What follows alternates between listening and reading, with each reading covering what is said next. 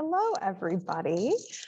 First things first, I want to apologize for the delay. We were having some connectivity issues, but hopefully all is well now. You can all see me and hear me, and I'm coming through correctly. But my name is Emily, just to introduce myself. I'm a guide for the Central Park Conservancy, and I am going to be leading our weekly walk for today. So we're going to be together for around 15 minutes, and we will virtually take a walk from the East Meadow to the North Meadow today. Most of the photos that you'll see were taken by me within the last week. And then we'll also have some other images from places like city parks and the Library of Congress. And I'll do my best to note the sources for you all as we go along. But why don't we begin by talking about Zoom really quickly? Okay. There we go.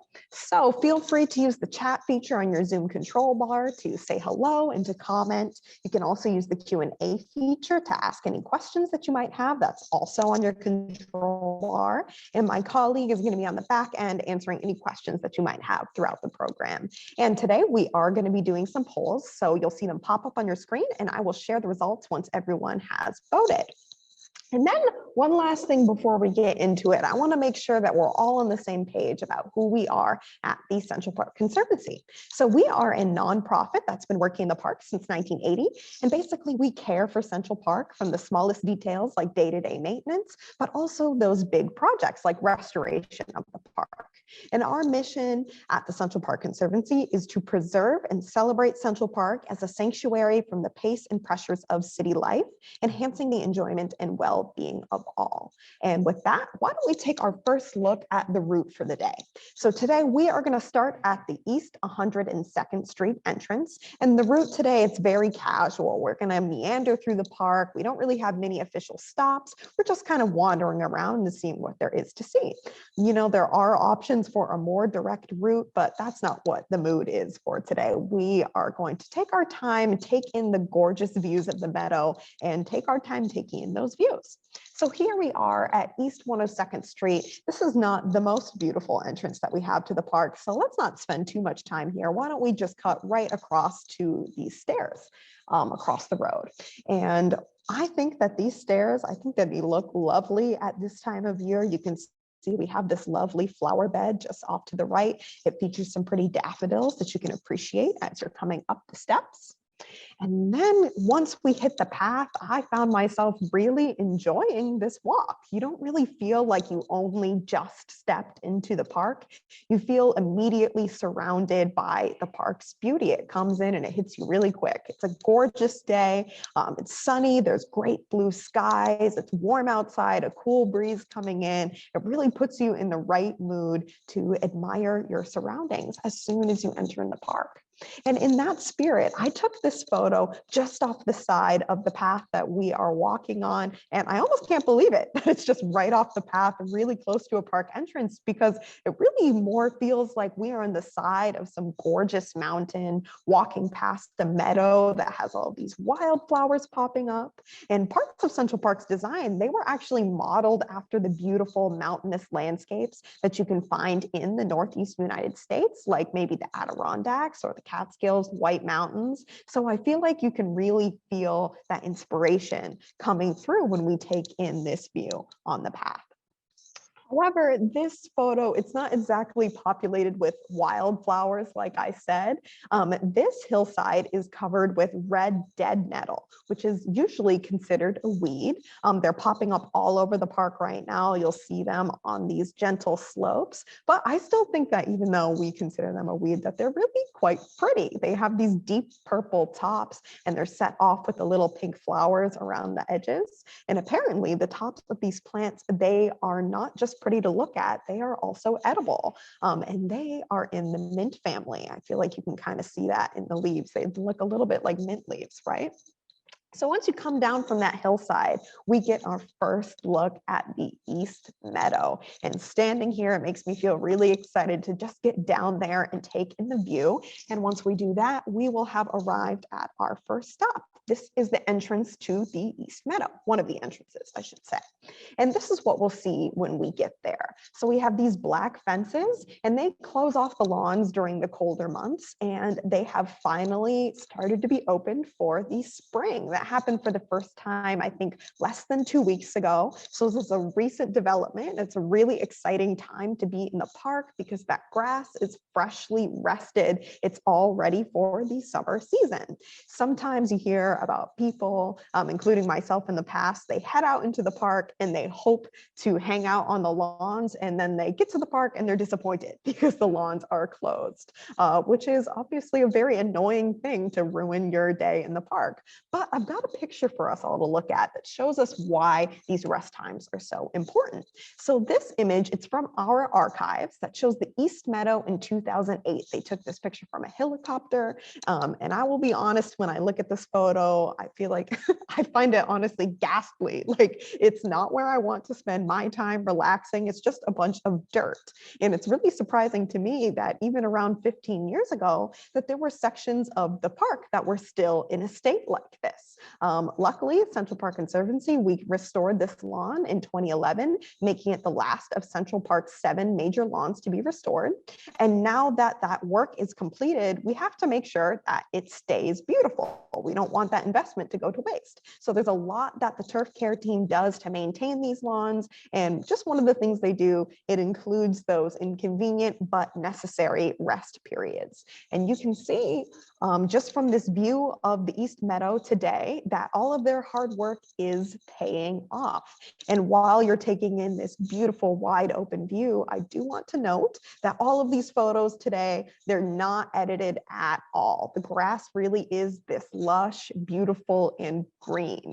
So we're about to cross the meadow now. And I'll also say that these meadows, they are a great spot for people watching. There's so many different activities you can enjoy on the lawns. It's really fun to see what everybody else is getting up to. So that's going to lead us to our first poll of the day.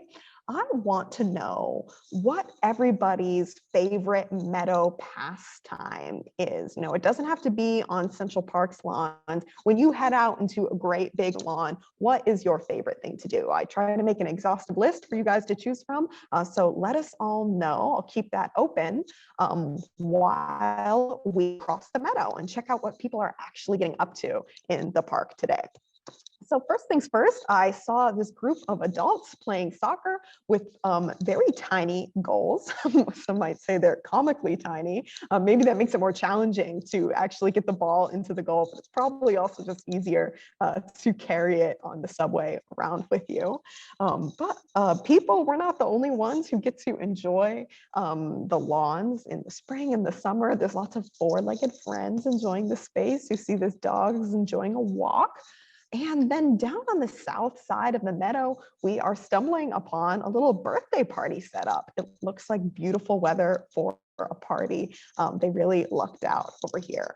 And since we are almost done crossing, let's check back in with the poll here. Okay, I've just ended it, and I will share the results right now.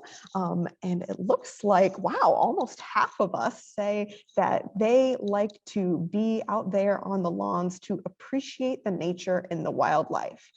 Great answer. Maybe I would have picked that one as well, but I think that my top choice would have been relaxing with a good book. And not many people were a fan of taking a nap and also playing with their pets. The playing with your pets thing, that one in particular surprises me, since that's one of the most common activities that you see people doing out on the meadows. Okay, so let's get back into our walk, and we're about ready to move on to our next stop. We are going to take in this breathtaking tree that sits at the south end of the meadow. And here it is. We are looking at the tree in the center. It's absolutely giant. It is an unbelievably beautiful tree, and it looks beautiful from a distance and also up close. So let's walk to get closer. This is a view of the tree as we have coming down the path. And it's honestly kind of hard to fit the whole tree into the frame of a photo. It's just that big. It's been growing for a long time. The tree crew estimates that this tree is at least 100 years old. And this is an American elm tree, which actually makes this a rare tree. Elms, they weren't always a rare sight. That's more of a recent development in, tree history. Around 100 years ago, elms actually used to be one of the most popular trees you could find in the country. They were so popular mostly because of their wide, winding canopy that we can see on this slide. We have the perfect view of these branches in the winter because the leaves, they aren't out just yet. So you can see how they're just twisting off in all the different directions. People planted these trees everywhere, like college campuses, downtown areas, you name it, people wanted to put elm trees there. But then in the last 100 years or so, American elms like this one, they almost completely disappeared because of a disease that entered the country. It's called Dutch elm disease, and that is a fungal disease that's spread by beetles that causes the tree, once it senses that fungus coming in, it blocks off its own water flow to prevent the spread of the fungus. So then if the tree's not getting any water, it really easily dies of thirst. So that is what swept through a lot of the elm trees that we have in the country. However, Dutch elm disease, it can be preventable, but only if you give the trees a lot of attention and care. So our elms at Central Park, they get regular checkups from our tree team just to make sure that they are still doing well. If they need any care, they receive it very quickly. And while we don't necessarily think of beautiful trees towering like this when we think of meadows, there's not the strongest association there. This tree is still a reminder of a piece of Central Park that actually never came to be. And I have a little image for us here to help us picture it. This is from the very first plan for Central Park from 1858, and this comes to us from the City Parks Archives. This is an old document, so it's a little bit hard to read. But if you see here, this text on the left, this reads Arboretum because the East Meadow area was intended to be an arboretum. Arboretums, they typically showcase exotic trees from around the world, but the park designers, they actually wanted this to be a space just to celebrate American trees. So even though this arboretum never came to be, it's fitting that there is a wonderful American elm here today that's kind of a showstopper. It makes everybody stop and admire it. So let's continue walking north up the west side of the East Meadow. The official title of our weekly walk today is Meadow to Meadow. So we are going to have to cross the street to get to our next meadow, which is North Meadow.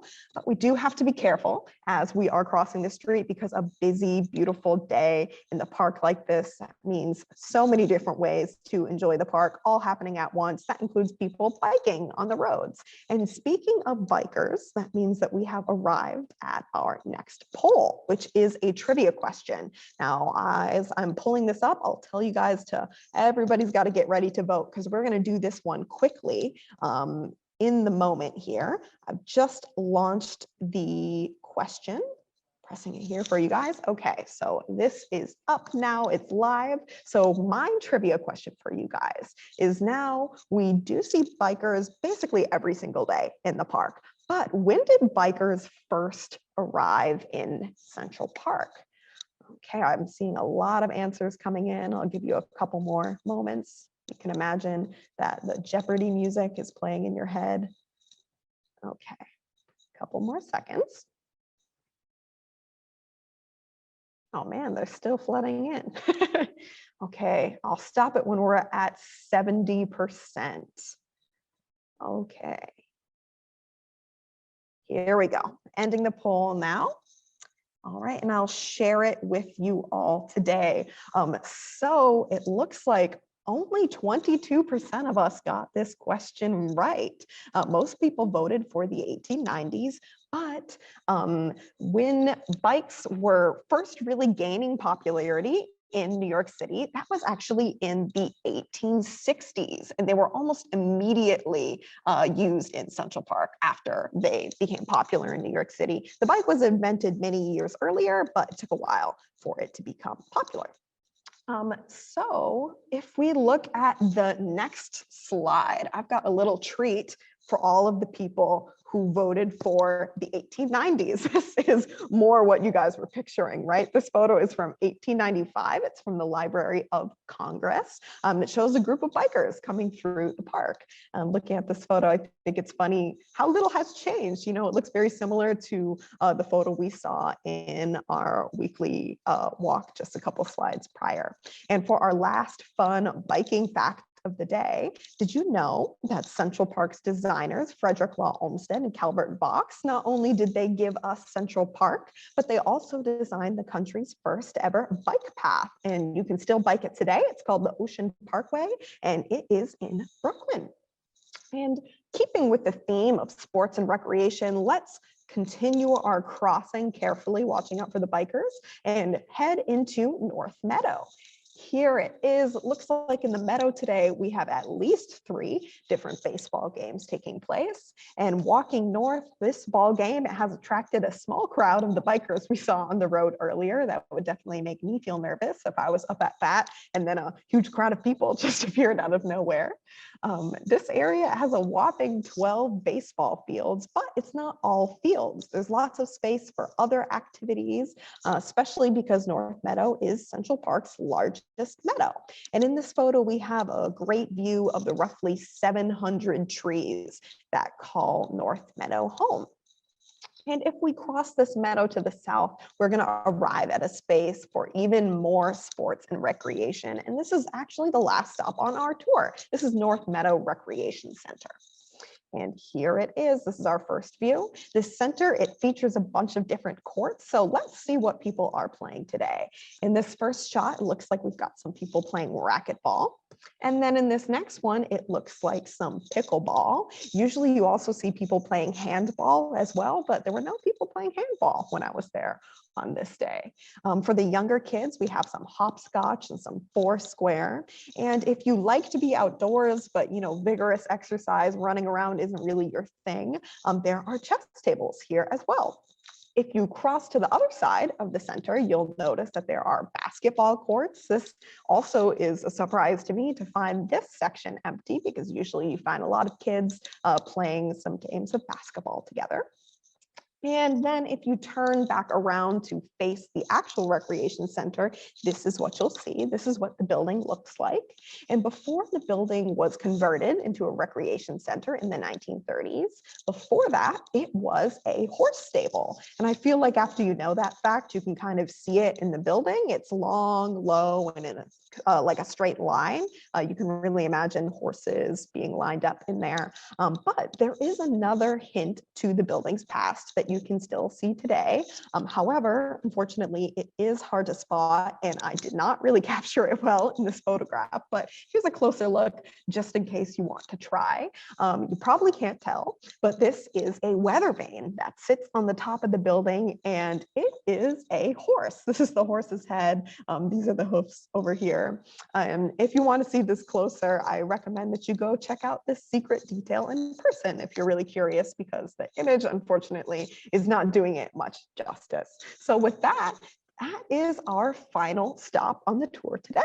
And before you all go, I always want to let you know about any upcoming programs you might be interested in. So our cherry blossom tours, they're some of our most popular tours. They sell out every year. And if you didn't get the chance to grab a ticket for April, you are in luck. Central Park has multiple kinds of cherry trees, and they do bloom at different times. So the Kwanzaa trees, they bloom a few weeks later than other varieties. So you can still join us on these dates here in May for a cherry blossom tour. And my coworker will drop a link in the chat down below so you can book tickets if you're interested for those tours. And then one last time, I want to thank you so much for visiting Central Park with me today. Remember, there's many ways that you can stay connected with the Conservancy. You can visit us on our social channels. Our handle is @CentralParkNYC across the board. And I'll also leave the room open for a few more minutes so we can grab any last questions that you might have. But with that, I hope you have a great rest of your day, and we hope to see you next week for our next weekly walk next Wednesday. Bye.